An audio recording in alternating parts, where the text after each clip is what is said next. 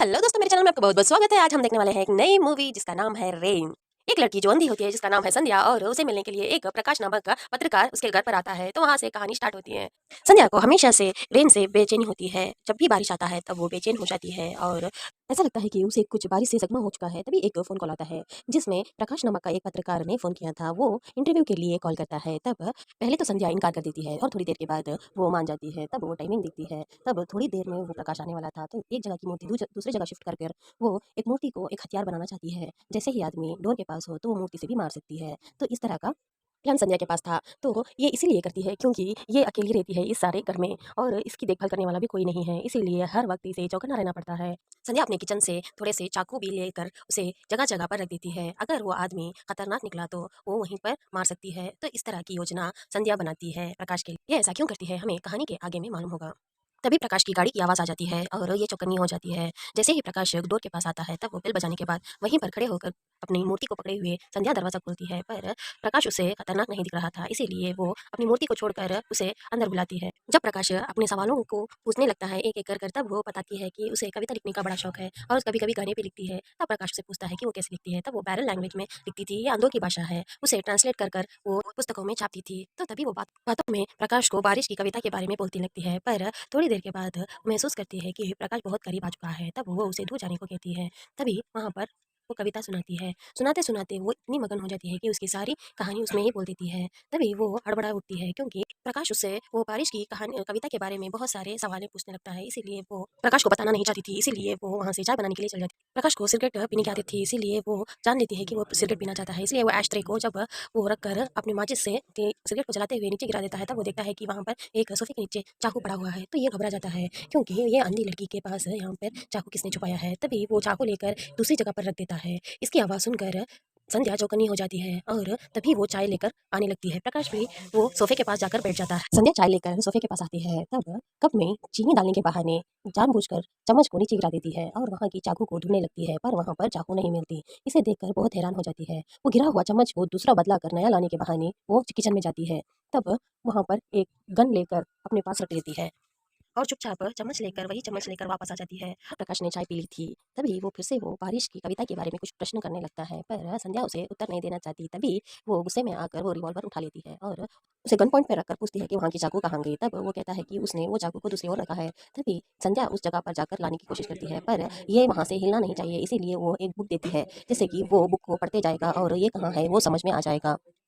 संध्या आगे ही बढ़ने वाली होती है, तभी वहाँ पर प्रकाश आकर उसकी गन छीन लेता है। संध्या जब ज़ोर-ज़ोर से रोने लगती है, तो वो कहती है कि वो गन और चाकू इसलिए छुपा कर रखी थी क्योंकि इसका अंधे होने का फ़ायदा उठाकर कुछ अनहोनी ना हो जाए, इसीलिए वो अपना हथियार रखती है। तभी वो अपनी बारिश की कहानी बोलने लगती है। तभी वो चाहती थी कि वो एक जगह अकेली से बैठे, तो तभी वो प्रकाश को कहती है कि उसे हेडफ़ोन्स में गाने सुनना चाहिए क्योंकि बहुत सारे गाने उसने रिकॉर्ड किए हैं। तभी वो बाहर जाकर बैठ जाती है। बाहर थोड़ी देर बाद बारिश होने लगती है। वो डोर एक पासवर्ड का डोर था, जिसमें पासवर्ड डालने के बाद डोर अनलॉक होता है। बारिश होने के कारण ये अपना काबू खो देती है और वहाँ से दौड़कर घर के अंदर आने की प्रकाश हेडफ़ोन से गाने सुन रहा था, इसीलिए वो उसकी चिल्लाने की आवाज़ नहीं सुनता। थोड़ी देर के बाद जब वो देखता है तब वो डोर को अनलॉक करता है। तब वो इशारों से उसे वो कोड वर्ड बोलती है। थोड़ी देर के बाद जब दरवाज़ा खुल जाता है तब वो उसके ऊपर गिर जाती है। प्रकाश संध्या को लेकर एक चेयर पर बिठाता है और उसके बाल भी पोंछने लगता है। जब थोड़ी देर के बाद कबर्ड में से वाइन निकाल कर उसके पैरों पर मालिश करता है, जिससे कि वो गर्मी चढ़कर होश में आ जाए। थोड़ी देर के बाद संध्या होश में आ जाती है और अपने कपड़े चेंज करती है। तभी हमें प्रकाश का असली रूप दिखाया जाता है। वो अपने हाथ में चाकू रखकर वो ऊपर जाकर दरवाजे में ज़बरदस्ती घुस जाता है और गला घोंटकर संध्या को मारने की कोशिश करता है। पर वो असल में एक साइकियाट्रिस्ट डॉक्टर होता है, तो इसीलिए थोड़ी देर के बाद संध्या को होश में लाकर एक गार्डन में बिठाता है। वो कहता है कि कई पेशेंटों को इस तरह का ट्रीटमेंट देने से उनकी दिमागी हालत ठीक हो जाती है। संध्या बचपन से अंधी थी और इसका बाप अपनी माँ से पैसे छीनकर पीने के लिए चले जाता है। दारू पीने के बाद वो ऐश करता था। इसे देखकर उसकी माँ ने सुसाइड कर लिया था और ये अकेली हो गई थी। तब से लेकर आज तक तब उसका बाप ही देखभाल कर रहा था। एक दिन उसके बाप के साथ एक आदमी आता है और संध्या का बलात्कार कर कर चले जाता है। तभी तब से संजना के दिमाग में एक ही चीज़ बैठ गई थी कि वो बलात्कार करने वाले आदमी को वो मारना चाहती थी अपने हाथों से। तब से वो तलाश करती है, पर एक टाइम वो जाकर पुलिस स्टेशन में भी उसके बाप के खिलाफ रिपोर्ट भी लिखवाती है, पर पुलिस वाले मारने के कारण उसका बाप भी मर जाता है, इसीलिए वो अनाथालय में रहने लगती है। वहाँ की संजना की अचानक तबीयत बिगड़ जाती है, तब वहाँ के अनाथालय वालों को मालूम हो जाता है कि संजना को बलात्कार हुआ। थोड़े दिनों के बाद संजना प्रेग्नेंट हो जाती है और वो बच्चा रखना चाहती है, पर वहाँ की मैट्रिन उसे बच्चा रखने नहीं देती। इसीलिए वो अविनाश नामक के आदमी से शादी करवाने का सोचती है। तब वो कहती है कि अविनाश उल्ट बच्चे को रखना चाहता था, इसलिए डिलीवरी तक संजना से शादी नहीं करने का निर्णय लेता है और अविनाश के घर में ही संजना का देखभाल होता है। वहाँ पर एक नर्स होती है जिसका वो देखभाल करती है। जब डिलीवरी का दिन आता है तब मरा हुआ बच्चा संजना को पैदा होता है, इसीलिए वहाँ की औरत वो नर्स नहीं थी बल्कि अविनाश की पत्नी थी। वो धक्के मारकर उसे बाहर निकाल देती है।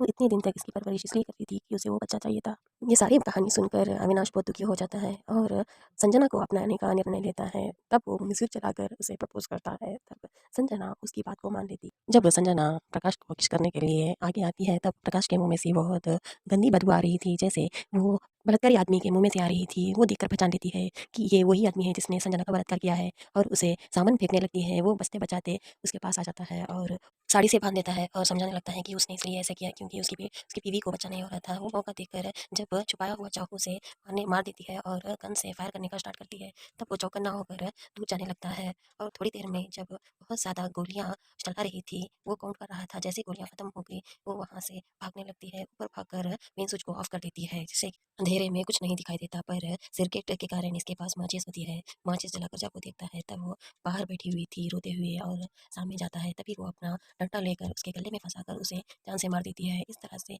वो अपना बदला पूरा करती है। तभी वहाँ पर फिर से बारिश होना चालू होती है। इस बार वो डरती नहीं, खुशी से झूमने लगी। जैसे ही बारिश हुई थी तब बुराई स्टार्ट हुई थी और जैसे ही बारिश हो गई है तो बुराई खत्म भी हो गई है। अगर आपको ये वाला मूवी अच्छा लगा हो तो लाइक और सब्सक्राइब करना ना भूलें।